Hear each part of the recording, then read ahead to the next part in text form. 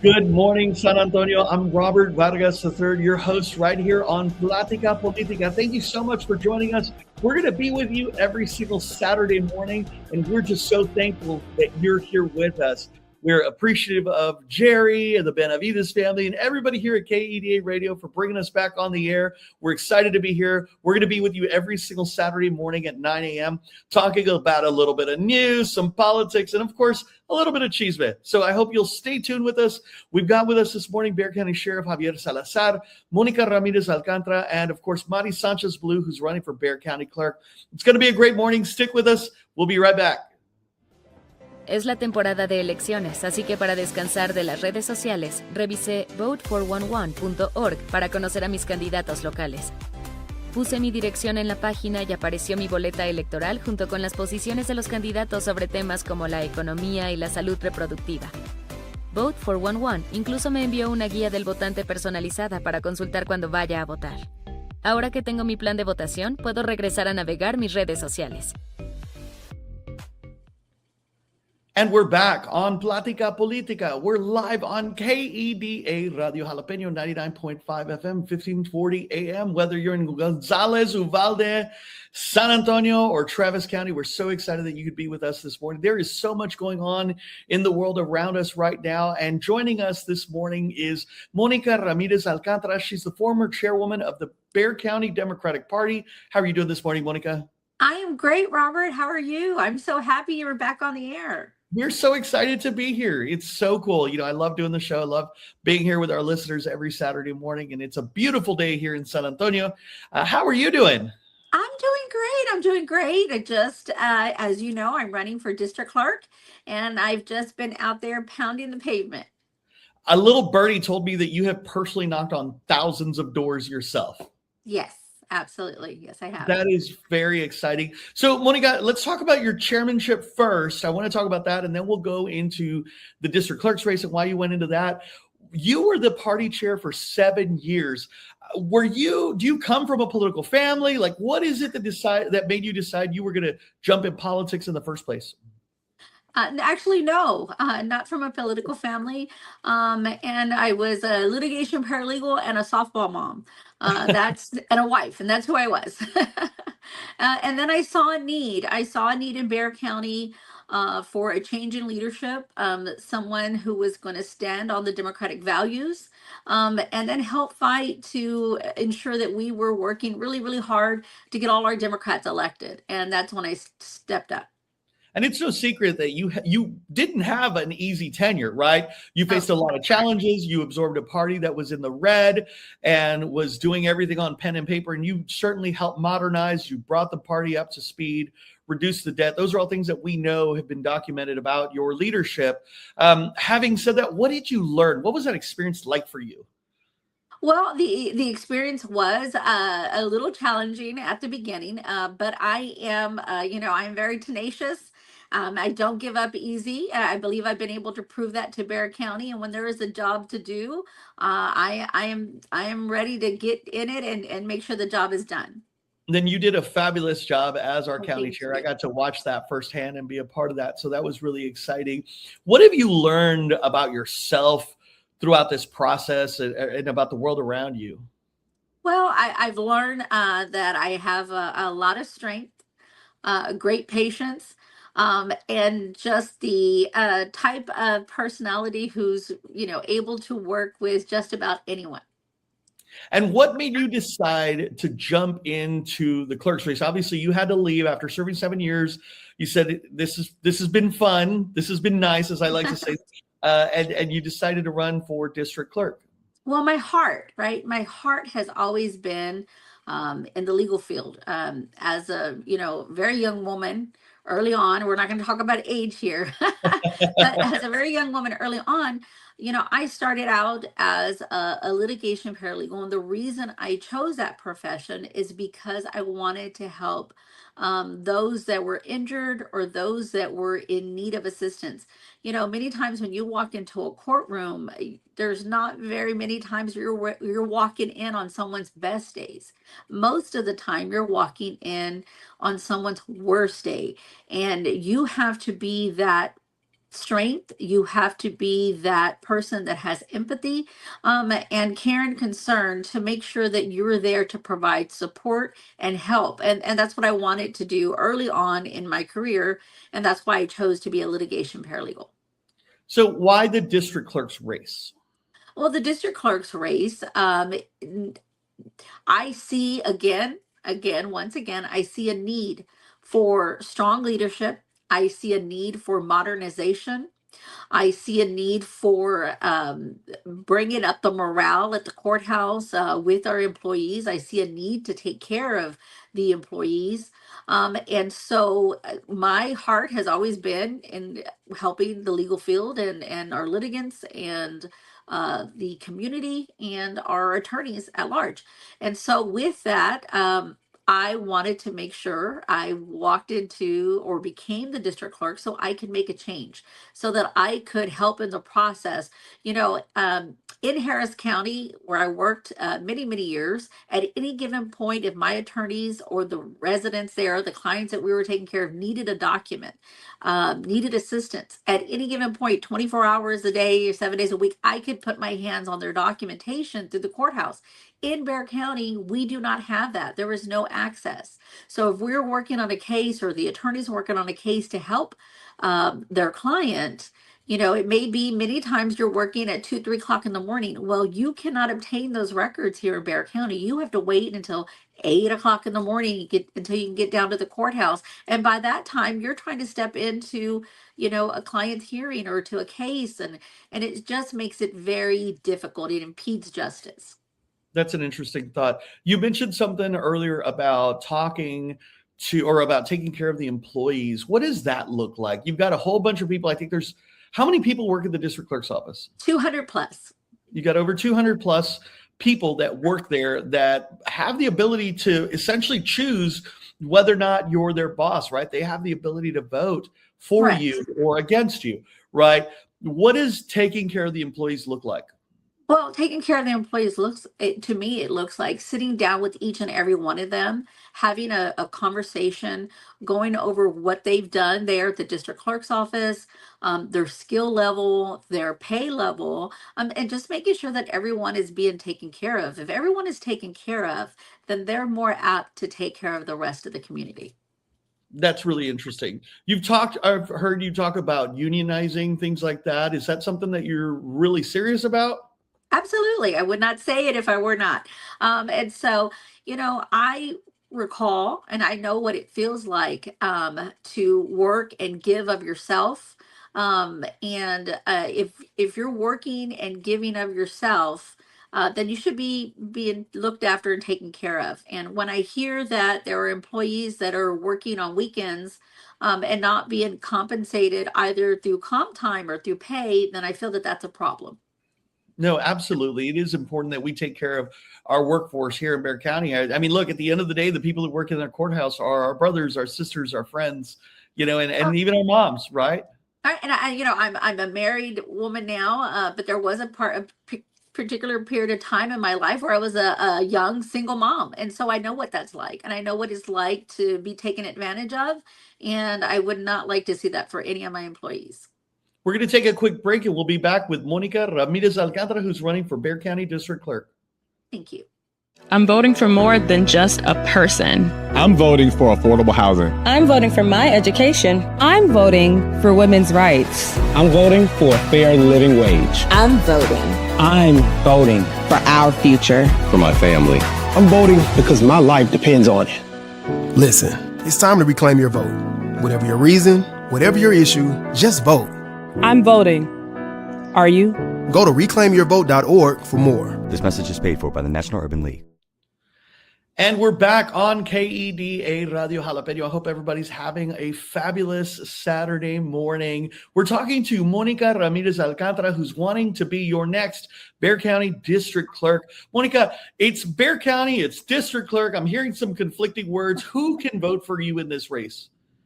Anyone who resides in Bexar County can vote for me. It's completely all over the board. So if you reside within Bexar County, you can vote for me.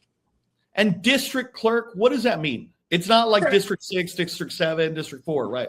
No, it's just we handle more of your state level cases, your higher end on the civil matter. It's 200. The threshold is 250,000. So if there's going to be a return on the claim for 250,000, then you're in district court versus county court, and so there's just it kind of just differentiates it that way. And let me ask you, we're living in a really crazy time right now. Why are you running as a Democrat? What makes you a Democrat? My values, my core beliefs, you know, who I am and what I stand for. And so I am a Democrat through and through. You've talked about some of the experiences that you've had throughout your life that have shaped who you are in the past. What do you want people to know about you? Well, I want everyone to know that I'm a daughter of a Vietnam veteran Marine. I'm very proud of my dad. I'm also a mother of, I have 4 girls. I claim are completely my daughters, 2 biological and 2 are my stepdaughters, but they are my girls. And then I have 3 grandchildren, 3 beautiful grandchildren, one that's 12, one that's 4, and one that's 2 years old. And on top of that, I am also I love to give this one fun fact. My great grandfather was the first mayor of Bexar County. And so I tell everyone, Oh, wow. yes, I tell everyone the love for Bexar County just runs through me. It's in my bones. You said he's the first He was mayor the first mayor of Bexar County, correct. Oh, wow. That was a long time ago. Back in 17 something, yes. Oh, wow. That's amazing. How did you discover that? Is that something you've just always known? And we're like, oh, this is my... No. I've been very interested. Well, I take that back. My grandmother always told me ever since I was a little girl that I was, from San Antonio. San Antonio was us. And, I know everybody hears those stories about, we didn't cross the border crossed us. I'm sure there's so many folks that have heard that same story. But my grandmother told me a long time ago that we came from people that kind of started Bexar County. I didn't believe her. I thought my grandma was telling me a story. But then I started with Ancestry and kind of going and doing the research, and lo and behold, all the documentation and all the birth certificates and death certificates lined up. And yes, my great grandfather was Juan Leal Gorras, the first mayor of San Antonio. What an interesting fact, and what an interesting and exciting thing to discover about yourself. That makes you San Antonio through and through. Yes. All right. Well, thank you so much for spending your morning with us this morning, Monica. I know you've been out there knocking on doors and you got a lot of stuff going on today, so we appreciate you being here with us. Is there anything you want folks to know before you go? I just want everyone to know that it would be my honor to serve as your next district clerk. This is where my heart is. I've been a litigation paralegal since a young person, and I want to help make that courthouse better for everyone in Bexar County. Thank you so much for joining us. You have a great day, Monica. We'll be right back. Okay, thank you. Hello, Bexar County. This is Sheriff Javier Salazar with my good friend, Monica Ramirez Alcantara. Hola, San Antonio. There's a very important election going on right now. That's right. I'm respectfully asking for your vote as your next district clerk. I'm running to make the courthouse more accessible for you. Please go out and vote Monica Ramirez Alcantara for district clerk. And don't forget, if you're registered to vote, you can vote at any voting center in Bexar County with your state-issued identification. Remember, go out and vote Monica in the Democratic primary. Thank you, Sheriff, and thank you, Bexar County. I'm Monica Ramirez Alcantara, and I'm respectfully asking for your vote. Political advertising paid for by Monica Ramirez Alcantara for Bexar County District Clerk. And we're back with Bexar County Sheriff Javier Salazar. How are you doing, Sheriff? I'm good, man. Great to see you back on this platform. That's awesome.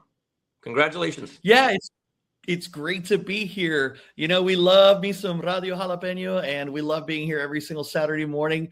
Sheriff, how are you doing? I'm good. Just rolling with the punches, man. We've got a lot of stuff flying at us, not just locally, but on the national level, as you know. And so we're taking it all in, figuring out how best to continue to keep our community safe while balancing it out with everything like, national security and crime waves, everything all rolled together.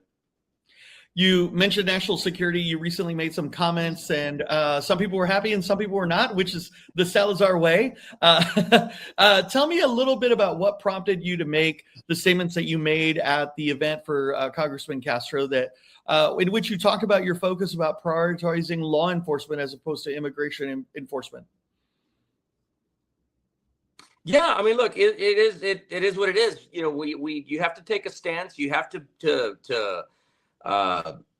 take the stance that you believe is going to be in the best interest of your community. And sometimes that's going to make some people mad. It's going to make some people really, really happy. But with that being said, you just got to do what you believe is right. Use your moral compass and do what you believe is right. And the voters will let you know if you got it right or not. At this point, we're doing the best that we can to comply with federal law. We're doing the best that we can to comply with or to cooperate with our federal partners, but also realizing that there's a difference in priorities, and there's certain things that they do that we do not do, that we can't do by law. And we've got to know where that line is to be able to yes, keep our community safe, yes, obey the law, but also do it in such a way that's not going to compromise the relationship with our community. So what is that line? I know there are people that would love to see you turn your sheriff's office into an ICE agents and immigration agents, but you often say there's a line and there's differences. What is the role of the county sheriff and your deputies? What is your actual job? Well, look, imagine why we'd want to. Our jail's already full. It is busting at the seams. We're housing out inmates in other county jails, as a matter of fact. So I couldn't take more people into this jail setting if we wanted to.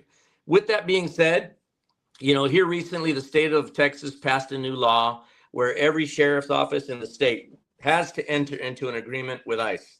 They give you 3 options to choose from. We already entered into our contract with ICE, and what I did was I chose those 3 options that is least intrusive on the community at large. So the program that I picked is the warrant service officer model. And basically, in a nutshell, what that means is it doesn't affect patrol at all. It doesn't affect the frontline street deputies at all. The only time that it comes into effect is in the jail setting. So if somebody comes through the jail, they're the only ones that would be affected by this. So you didn't turn your deputies into immigration agents? I did not, and nor do I intend to. That is not what the law requires, and we're always going to comply with the law that's placed in front of us, right? As law enforcement officers, we have to start by following the law. But with that being said, if you give me 3 different options, I'm going to pick the one that's least likely to have an adverse effect on my community. What do you want people who are out in the community, our listeners who live throughout the county and in San Antonio and different areas of Bexar County, what do you want them to know about your agency and your deputies? Well, what I've always said when it comes to immigration issues and local crime and punishment, that for us, if you are a witness to a crime or a victim of a crime and you happen to be an undocumented immigrant, we still want you to call us, and we're going to show up and we're going to treat you like a witness or a victim. Doesn't matter to us what your immigration status is. In matter of fact, currently still under the law, there are still processes in place to protect the rights of witnesses and victims to a crime that may be undocumented. And so we're well versed on that documentation. And so if you are an undocumented person and you are a victim or a witness to a crime, please give us a call, and we'll still show up and handle it and treat you accordingly. Look, if I can say in Spanish, yo quiero recordar a la comunidad que si son personas indocumentadas, eso no nos importa a nosotros, la calidad migratoria. Si una persona es indocumentada y es un testigo o una víctima de un delito, quiero que se sientan confortables hablándonos a nosotros y dándonos esa queja. Nosotros las vamos a tratar a esas personas como víctimas o testigos, y es más, vamos a proteger sus derechos bajo la ley que se trata de víctimas o testigos, aunque sean indocumentados, hay ciertas maneras de que los derechos de estas personas son protegidas. Entonces, nosotros vamos a asegurar que reciben todas estas protecciones bajo la ley, mientras tratándolos con compasión como víctimas o testigos. All right. Thank you for that, Sheriff. We're going to take a quick break. We'll be right back. Atención, damas y caballeros, it's your turn to make a difference. The primary elections are going on and every single vote counts. This is when Republicans and Democrats head to the polls and select who's going to face off in the November general election. Este es su futuro, your voice, your choice, your future. Find your polling place and show up.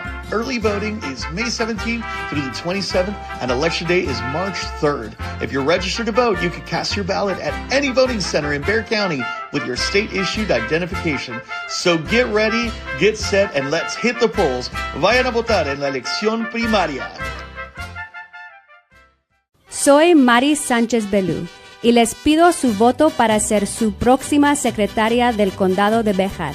En este preciso momento, los depredadores del Internet están trabajando para obtener acceso a su información personal, como seguro social y fechas de nacimiento. Como veterana, he dedicado los últimos 20 años a proteger a las personas y su información. Y como su próxima secretaria del condado, mi primer prioridad será garantizar su seguridad. Soy Mari Sánchez Belew y respetuosamente les pido su voto. Anuncio político pagado por Mari Sánchez Belew, candidata para secretaria del condado de Bexar. And we're back with Bexar County Sheriff Javier Salazar. Sheriff, we've talked about immigration. We've talked about some of the controversial things that have been going on in Bexar County. But tell us, how has life been treating you? I know you've been all over the place and you've been really working hard to protect and serve this community. How are you and the family doing? Oh, the family's doing great. Look, Sarah and I were kind of empty nesters there for a little while. The kiddos, moved out of the house as kids will do. They'll grow up and move out. But soon thereafter, my mom moved in with us.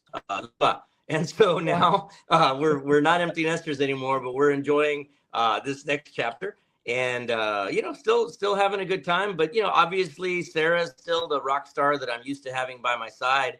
While I'm out doing my work in the community, she's never far from me, when she's able to be. No, that's awesome. You've got one of your signature events that you host every year. The Sheriff's Comadres Brunch is coming up here at the end of February. Why is that event important to you? Yeah. So the Comadres Brunch is something that we always have. It's our it's an annual spring fundraiser that we do. We invite women from the community, and we always get a huge turnout. It's always a great turnout, very energetic party. It's just my way of thanking the ladies from the community that have always supported us. I'm in my 10th year of being involved in either running for sheriff or being the sheriff. It's always great to have a big party and be surrounded by all that female energy that is always so fun and certainly drives us forward. I say this every year at that event. Female energy is always something that's very important to me. My mom was very important in my life. She's no longer with us, but I have an older sister, Norma, that's also always very involved in my life. Of course, my wife, and then my two daughters. Female energy is just something that has always kept me going. And again, this is why this event is always so much fun. It's going to be the 21st of February, and it's going to be at Pico de Gallo, one of my favorite spots in town, on a Saturday morning, and it'll be at 10 o'clock in the morning. All right. You can learn more about the Sheriff's Comadres Brunch at sheriffsalazar.com/comadres. We really appreciate you, Sheriff, coming on board and being with us this morning on our first episode and our reboot of Plática Politica. You can learn more about that brunch. Come take a picture with take a selfie with the sheriff, take a picture, grab some breakfast, have a great time. We'll be right back in just a few moments. Estás escuchando Plática Política. Quédate con nosotros para enterarte de las últimas noticias, análisis políticos y un poco de chisme. Aquí en Queda Radio Jalapeño. Así es, escúchanos en directo, Síguenos en las redes sociales o sintoniza donde quiera que escuches tus podcasts favoritos. And we're back. We are talking to Mari Sanchez Belew, who's running for Bexar County Clerk. Thank you so much for being here, Mari. Mari, what has this experience been like for you running for office? You know, it's been crazy, but it's been fun. It's been a real learning experience. My husband and I and our whole family, we're really involved in the community anyway. It's just a different way to be involved in the community, right? So we are just meeting new people from a different space of the community. And it's been really awesome. I've met some really great people. I will tell you, though, that it has opened my eyes to the government that I did not think existed. A lot of it is really great. Some of it is kind of shocking, but it's been a good experience overall. What have you enjoyed about the campaign? You know, I really have enjoyed getting my kids involved and showing them that this is another purpose to life, right? My youngest, my daughter is 7 years old, and she is all in this. She has my speeches memorized. She block walks with me and her. We've block walked. We've personally knocked on over 3,000 doors. That's She's amazing. in it to win it. So she even ran her own campaign at school. She wanted to be teacher for a day. So she ran her own campaign. She had her own platform. And so I love seeing my kids get so involved in this and get so involved in this process and know that they're going to grow up knowing that their voice makes a difference. Because absolutely. It's hard as a young kid to realize, you know, a lot of kids these days are like, you know, I'm not going to vote because it doesn't matter. Right. And so I'm glad that they're getting that education that every vote matters and their voices matter. No, that's awesome. Mari, you talk about being a military veteran, and, you know, there are people who've served, there are people who've not served. What does that experience look like? What was that like for you? And how do you bring that to the table here in running for the Bexar County Clerk's office? Yeah, absolutely. So I come from a family of veterans. My dad was in the Army. I have uncles, I have cousins that were in all facets of the military, and I am very proud to be an Army veteran. I carry that with pride, and being here in San Antonio, there are so many veterans, and I think it's amazing that they are all getting together and forming a group. We actually just had a Vote Vets event last week. Nice. Shout out to Vote Vets. Yeah, Vote Vets are amazing. So many veterans gathered to make their voices heard because, you know, these upcoming elections are very important to them, very important to the veterans. So being a veteran to me it's in my blood. It's part of my world. I've lived it. I love it. It's something that I will carry with me for the rest of my life. And when I go knock on doors, every time I mention that I'm a veteran, people's face, their demeanors just change. It's like they're instantly comforted and calmed when I tell them that. And I can tell. Most of the time they say, "Oh, so am I," or "So is my son," or "So is my dad." And it's just something that we can bond on immediately. That just, you know, it kind of calms the air and gives us like a sense of belonging with each other. No, that's awesome. So when you say you're a veteran, I mean, we hear that word a lot, but what is it that you did in the Army?